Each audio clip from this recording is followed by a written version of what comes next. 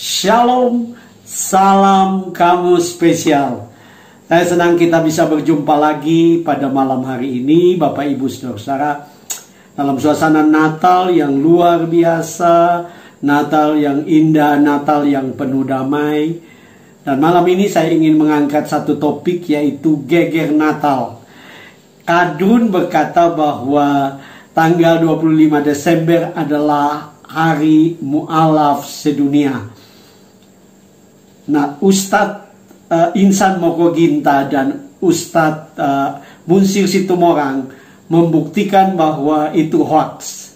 Malah yang terjadi adalah banjir murtadin. Kadrun menjadi loyo. Nah, Bapak Ibu Saudara-saudara yang kekasih dalam Tuhan Yesus, momen Natal adalah momen yang istimewa. Tetapi semua ini dirusakkan oleh para kadrun dengan berkata bahwa tanggal 25 Desember ini adalah hari mu'alaf sedunia, ya.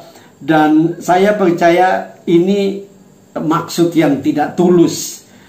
Bahkan saya melihat bahwa ada thumbnail daripada satu channel YouTube, satu video di YouTube yang berkata bahwa kadrun sedang panik, ya. Nah, lebih baik kita akan lihat apa yang menjadi fakta yang diungkapkan oleh Ustadz Insan Mokoginta dan juga oleh Ustadz Munsir Situmorang. Dan kemudian kita lihat bagaimana ibadah para murtadin. Dan ini akan membuktikan apa yang digambar-gemborkan oleh para kadrun. Mari kita saksikan bersama-sama. Makanya pemurtadan atau kristenisasi di Indonesia itu sangat marak sekali. Tahu nggak Bapak Ibu? Pemurtadan di dunia ini ya, paling berhasil di Indonesia loh. Yang mayoritas Muslim, tiap tahun itu lebih 1 juta orang Islam masuk Kristen.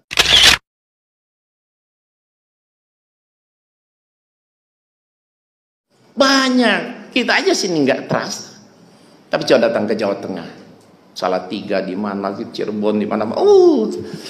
Sampai Jawa Barat banyak sekali. Saya pernah dakwah di pedalaman Salatiga. Kenapa? Karena rupanya di kampung-kampung yang dulu 190% Muslim, sekarang jadi 75% Kristen. Hampir pada masuk Kristen. Habis saya turun dakwah, datang orang, Pak, di kampung saya tinggal saya sendiri ya Islam. Semua masuk Kristen. Ada yang ngaku tinggal 4, tinggal 7 kakak. Ya. Banyak sekali. Di Gunung Merapi, Merbabu itu 160 kakak umat Islam. 146 mereka murtadkan. Dengan 14 kakak. Luar biasa sekali pemurtadan ini. Jadi secara kuantitas jumlah lebih banyak orang Kristen memurtadkan orang Islam. Karena Kristen itu banyak. Orang Islam, saya tanya, orang Islam kalau murtad kira-kira masuk agama apa? 99, sekian persen pasti masuk Kristen. Iya kan? Hampir tidak pernah kita dengar ada orang Islam murtad masuk Yahudi, Buddha, Hindu, Konfutse. Kalau ada bisa itu sama jari. Asal murtad masuk Islam, masuk Kristen. Ya, kenapa mereka melakukan itu? Karena mereka sangat yakin agama mereka yang benar. Setelah Injil nggak ada wahyu, setelah Yesus nggak ada nabi. Gitu. Makin lama, makin jauh umat Islam semakin tergerus.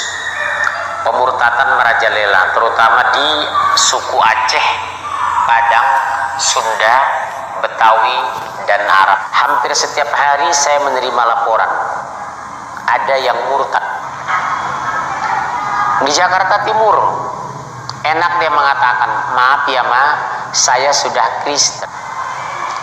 Ancaman ini luar biasa. Kenapa semudah itu anak-anak Muslim bahkan orang tua tergerus dengan iman? Jawabnya sederhana, pondasi akidah kita lemah. Di perguruan tinggi, mulai dari TK sampai perguruan tinggi, kita selalu bicara fikih dan syariat, bukan bicara akidah atau tauhid. Dari mana kita mulai?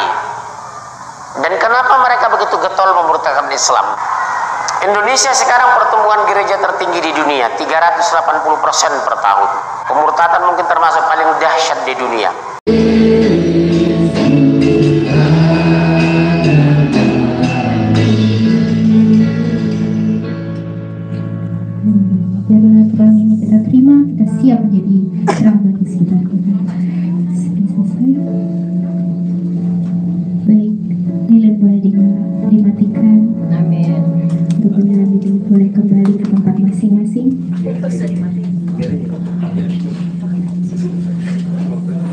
Pegang dong.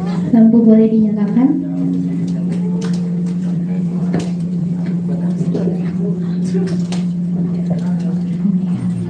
Kamu nanti jalan-jalan nggak apa-apa, lihat-lihat ya, jalan-jalan nanti tiba saatnya kita akan mendengarkan. Bapak Ibu saudara-saudara, setelah kita menyaksikan video-video tersebut, ada dua hal yang saya ingin untuk kita sama-sama belajar. Yang pertama adalah Natal tanggal 25 Desember malah didodai oleh Kadrun dengan mengatakan bahwa tanggal 25 Desember adalah hari mu'alaf sedunia. Nah, hari Natal adalah hari yang luar biasa ya buat kekristenan, karena tanpa Natal tidak ada Paskah. Tanpa kelahiran Kristus tidak ada pernah ada kematian Kristus. Karena itu orang Kristen sangat bersukacita dengan kelahiran Kristus. Tetapi dalam sukacita orang Kristen ini, saya melihat bahwa para kadrun ini paling tidak senang dengan apa yang menjadi sukacita orang Kristen. Nah, untuk dalam pengertian mengkanter, menjelek-jelekan, justru mereka berkata bahwa 25 Desember itu hari mu'alaf sedunia. Bahkan saya memperhatikan beberapa thumbnail daripada YouTube yang ada, yang beredar.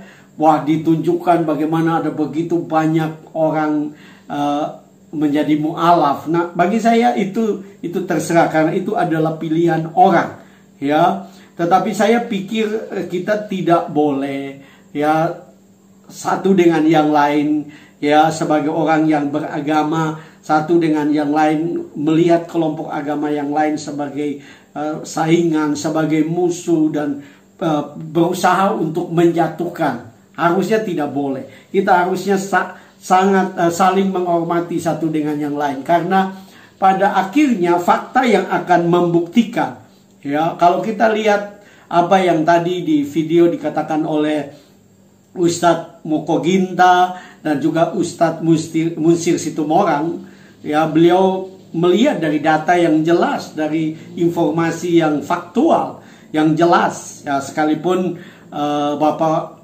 Ustadz Insan Moko Ginta sudah meninggal dunia, tetapi informasi yang beliau sampaikan itu benar, itu akurat, karena memang faktanya seperti itu. Karena memang kita sedang hidup di satu zaman di mana internet, ya, dan keterbukaan media itu membuat semuanya tidak bisa ditutupi dan tidak bisa dihalangi oleh siapapun. Ya, orang-orang bisa mendapatkan informasi yang benar, informasi yang tepat, sekalipun ada berita-berita yang orang suka untuk membuat menjadi berita hoax, membesar-besarkan sesuatu dan sebagainya. Tetapi kita bersyukur karena internet menolong kita, sehingga apa yang menjadi fakta itu dapat ditunjukkan di dalam video-video di media-media sosial. Karena itu sebagai orang yang beragama, mari kita saling menghormati. Kalau saudara-saudara kita Muslim merayakan Maulid Nabi, kita harus menghormati, karena mereka sedang merayakan kelahiran Nabi mereka. Kita tidak boleh membuat semacam slogan atau semacam pertentangan bahwa pada hari kelahiran Nabi Muhammad itu juga lahirnya Nabi apa, seperti begitu. Saya pikir itu tidak perlu terjadi. Mari kita saling menghormati dan sebagainya, karena itu yang Tuhan inginkan bagi kita semua. Karena sebagai orang beragama, kita harus sadar bahwa pada akhirnya fakta yang akan membuktikan. Kalau kami di kekristenan, kami suka berkata bahwa pada akhirnya buahnya akan kelihatan. Kita mau gembor-gemborkan bagaimanapun tentang agama kita, kelebihan agama kita, pada akhirnya fakta dan buahnya akan kelihatan. Nah, yang saya ingin fokus adalah Natal tanggal 25 Desember. Yang kedua, Natal tanggal 25 Desember adalah kabar baik buat segala makhluk dan merupakan nubuatan tentang kedatangan kaum Kedar sedang digenapi. Kalau kita membaca di dalam Lukas pasal 2 ayat yang ke-10, Injil Lukas pasal 2 ayat yang ke-10. Di situ dikatakan, lalu kata malaikat itu kepada mereka, jangan takut, sebab sesungguhnya aku memberitakan kepadamu kesukaan besar untuk seluruh bangsa. Nah, berita Natal adalah berita yang merupakan kesukaan besar atau kabar baik, kabar sukacita bagi segala bangsa. Ya, bangsa apapun, bangsa Arab, bangsa Indonesia, bangsa Amerika, bangsa apapun. Natal adalah kabar baik. Karena kata bangsa di dalam bahasa Yunani itu berasal dari kata laos, yaitu sedang berbicara tentang suku-suku bangsa, kelompok-kelompok yang ada di dalam bangsa ini. Jadi Natal itu buat semua orang, buat semua bangsa. Dan itu adalah kabar baik. Yesaya, kalau kita perhatikan juga dalam Yesaya 60 ayat 7, di situ dikatakan Yesaya 60 ayat 7, segala kambing domba Kedar akan berhimpun kepadamu, domba-domba jantan Nebayot akan tersedia untuk ibadahmu, semuanya akan dipersembahkan di atas mezbahku sebagai korban yang berkenan kepadaku, dan aku akan menyemarakan rumah keagunganku. Nah, saya percaya ini adalah satu nubuatan dari kitab Yesaya yang menunjukkan bahwa sedang digenapi sekarang. Kaum Kedar, mereka yang tidak percaya, kaum Nebayot, ya, saudara-saudara kita dari agama yang lain sedang membuka hati untuk datang kepada Tuhan. Dan mereka, firman Tuhan berkata bahwa mereka akan menyemarakan rumah keagunganku. Ya, dan kita sebagai orang Kristen, kita bersyukur kepada Tuhan, kita memuji Tuhan. Karena kita percaya bahwa apa yang sedang terjadi adalah penggenapan dari janji Tuhan.